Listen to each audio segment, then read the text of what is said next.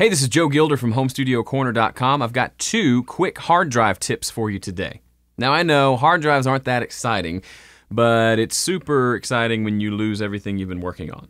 Okay, exciting is not the right word, but frustrating, maddening, infuriating, those words come to mind.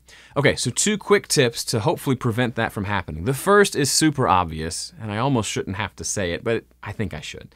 It's back up and back up often. Okay, if you have one recording drive, that's great. We talked about having a dedicated hard drive, but if you don't have another drive that you're backing up to, you need to get one. Stop whatever you're doing, and it can be a cheap drive for the backup drive, but just stop what you're doing. If you're saving up for a microphone, steal off a couple, $100 or whatever it costs, and get yourself a backup drive. Okay, you need to, and then after every session or as often as you can, back up what you're working on. Now, I'm not great at this. I'll go a few sessions before I back up the project I'm working on, and that's not good. Okay, so you and I both need to get better at this.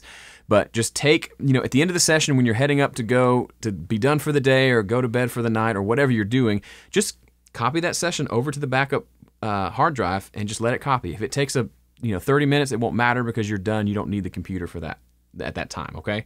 So that's the first tip, back up and back up often. The second tip is don't let your hard drives get too full. Now this goes for your system drive on your computer and then also your recording drives. It's easy to forget to check and see how much space you've used, but once you get up to, let's say it's a 500 gigabyte drive, when you've used up 470 of those 500 gigabytes, the drive starts to act a little wonky.